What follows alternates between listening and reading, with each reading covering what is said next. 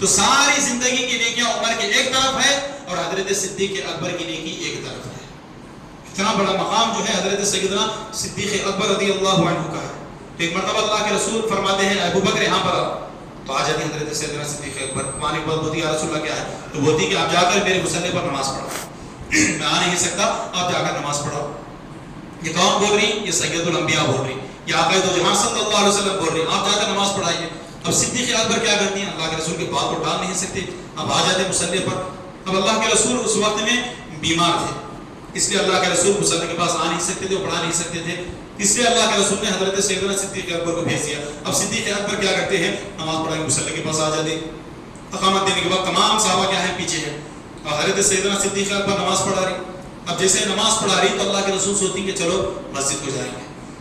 اب اللہ کے رسول چل بھی نہیں سک رہی, تو دو لوگوں کے سہارے سے جو ہے اللہ کے رسول کیا کرتی, ادھر ایک آدمی ادھر ایک آدمی, کھاندے بڑھاتا رکھ لے تو اللہ کے رسول مسجد میں تشریف لاتے ہیں. اب دیکھو کہ اب جیسا ہی حضور علیہ الصلوۃ والسلام مسجد میں تشریف لاتی, تو میں آپ لوگوں سے سوال کرنا چاہتا ہوں کہ بھئی نماز اگر کوئی سنت پڑھ رہا, اس کے سامنے سے اگر کوئی شخص گزرا تو گناہ ہے. گناہ ہے نہیں گزرنا, معلوم ہے کہ میں نماز پڑھ رہا. اب نماز پڑھ رہی تو نماز کے دوران کوئی اگر واچ کو دیکھے کتنا ہو رہا ٹائم, نماز چلے گی تمہاری.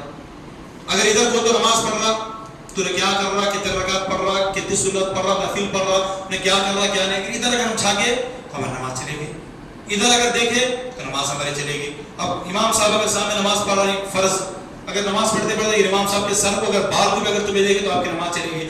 آنکھ کی آنکھ جہاں پر رکھنا ہے سجدے کی جگہ پر, اللہ اکبر بولنے کے بعد صرف جہاں پر آپ سجدہ کریں گے وہیں پر آپ کی نگاہ ہونا چاہیے, وہیں پر آپ کو دیکھنا ہے نہیں. جب آپ رکوع میں جائیں گے تو دونوں پیر کے بیچ میں دیکھنا ہے. اس سے ہٹ کر اگر تھوڑا بھی ہوں, ایک پلک ہوں, اتنا بھی دیکھے, آپ کی نماز چلے گی.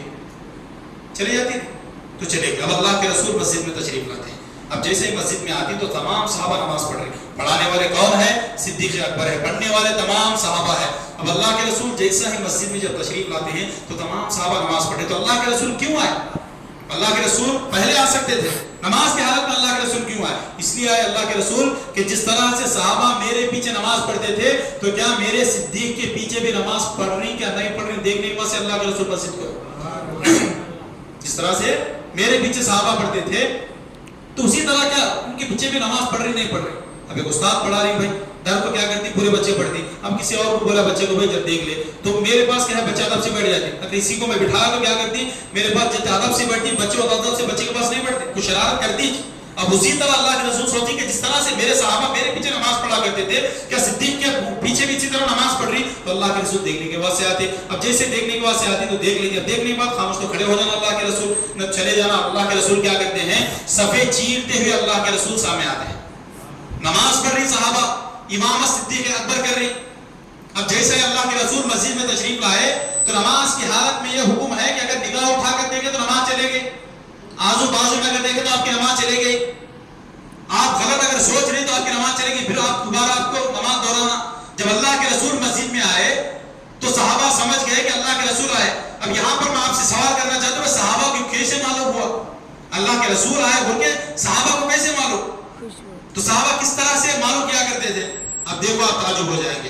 اگر اللہ کے رسول اگر آئے تو کئی میٹر دور پر اگر اللہ کے رسول ہے, یہاں پر اگر صحابی بیٹھے ہو وہ کس طرح سے پہچانتے تھے؟ کوئی صحابی آ کر نہیں بولتے تھے کہ اللہ کے رسول وہاں پر آ رہے, اللہ کے رسول ادھر سے آ رہے, انہوں دیکھو نہیں بولتے کہ اللہ کے رسول آ رہے. صحابہ اس طرح سے پہچانتے تھے کہ مصطفیٰ اگر دور پر آ رہی تو ایک خوشبو آتی تھی, اس خوشبو سے مصطفیٰ کو صحابہ پہچانتے. سبحان اللہ, خوشبو جو آتی تھی تو صحابہ سمجھ جاتے تھے کہ اللہ کے نبی آئے. اس لیے کہ جو خوشبو اللہ پاک نے مصطفیٰ کے پسینے میں رکھا ہے, کسی پھول کسی عطر میں اللہ نے وہ خوشبو رکھی ہی نہیں. ساری دنیا کے عطر ایک طرف, ساری دنیا کے پھول ایک طرف, تمام دنیا کے خوشبو ایک طرف, مصطفیٰ کا جو ایک قطرہ, جو مصطفیٰ کا جو پسینہ جسم سے نکلے گا وہ ایک قطرہ ایک طرف. آپ کے کپڑے پھٹ جائیں گے اگر آپ لگائیں گے, قبر میں جائیں گے, قیامت تک بھی کیا ہے, مصطفیٰ کی خوشبو باقی رہے گی, وہ خوشبو مٹنے والی ہی نہیں. صحابہ اس طرح سے پہچانتے تھے. اب جیسے اللہ کے رسول آئے تو صحابہ سمجھ گئے کہ اللہ کے رسول آئے ہوئے.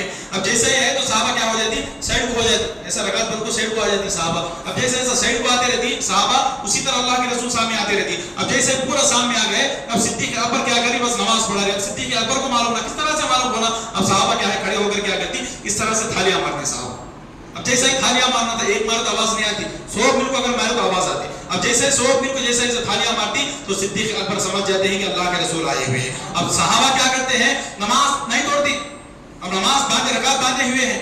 اب جیسے اللہ کے رسول آئے تو صحابہ کھس گئے اور کھس کر جو ہے پکڑ کر قبلے کی طرف، جو صحابہ نماز پڑھ رہے تھے اب قبلے کی طرف نماز نہیں بلکہ مصطفیٰ کی طرف صحابہ نے یہاں پر رخ کیا، تمام صحابہ کیے ہیں. اب صدیق اکبر کو جیسے ہی تھالیاں مارنا تھا صدیق اکبر بھی جان گئے، تو صدیق اکبر نے بھی کیا کیا، وہاں پر یہ مصلی چھوڑ کر یا قبلہ چھوڑ کر مصطفیٰ کی طرف صدیق اکبر پلٹ گئے. اب آپ سے میں سوال کروں گا کہ ہمیں صحابہ کی نماز ٹوٹی کہ نہیں ٹوٹی؟ بولو بھائی، صحابہ کی نماز گئی نہیں گئی؟ گئی نہیں گئی؟ نہیں گئی صحابہ کی. کیوں؟ اس لیے کہ بزرگان دین فرماتے ہیں کہ جو قبلہ اللہ پاک نے رخ بنا کر اس قبلے کو بنایا ہے یہ بھی مصطفیٰ کے صدقے میں بنایا ہے، یہ بھی مصطفیٰ کو پسند ہے. میرے آقا تو جہاں صلی اللہ علیہ وسلم کو پسند ہے. حضرت بلال حبشی جب کعبے کے بعد جب کھڑے ہو گئے اذان دینے کے لیے، جب حکم اللہ کے رسول دیے تو حضرت بلال کیا بولے؟ کھڑے ہو کر اذان نہیں دیے. کھڑے ہونے کے بعد تھوڑی دیر کھڑے ہو جاتے حضرت بلال. اللہ کے رسول پوچھے بلال اذان دو. حضرت بلال فرماتے کہ یا رسول اللہ اذان تو دے دو، کس طرف رخ کرنا ہے مجھے؟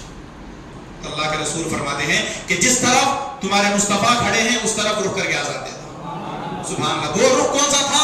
وہ قبلے کا رخ تھا. میرے مصطفیٰ کا رخ پسند آ گیا تو اذان کے وقت میں جو رخ میرے مصطفیٰ کا پسند آ گیا تو اللہ پاک نے اپنی عبادت کرنے کے لیے یہ رخ رکھ سکتا تھا، یہ رخ سکتا تھا، یہ رخ رکھ سکتا تھا، مگر نہیں، اس لیے کہ رخ میرے مصطفیٰ کو پسند تھا تو میری عبادت کرنے کے لیے بھی تم لوگوں کو قبلے کا رخ کرنا پڑے گا. اس لیے رخ کیا ہے؟ میرے مصطفیٰ کو پسند ہے. اب بتاؤ کہ صحابہ کی نماز ٹوٹی کہ نہیں ٹوٹی؟ نہیں ٹوٹی. کیوں؟ اس لیے کہ سامنے دیکھے تو کعبہ تھا اور پیچھے دیکھے تو کعبے کا کعبہ مصطفیٰ تھا، جس کے صدقے میں اللہ پاک نمازوں کو قبول کرتا تھا. تو سامنے کعبہ اور کعبے کا کعبہ آقا تو جہاں صلی اللہ علیہ وسلم تھے. نماز صحابہ کی ہرگز ٹوٹی ہی نہیں، اس لیے کہ نماز میں بھی اللہ پاک نے کیا کر دیا ہے؟ مصطفیٰ کی محبت کو رکھا ہے. آپ پڑھیں گے کہ بھائی اللہم صلی علی محمد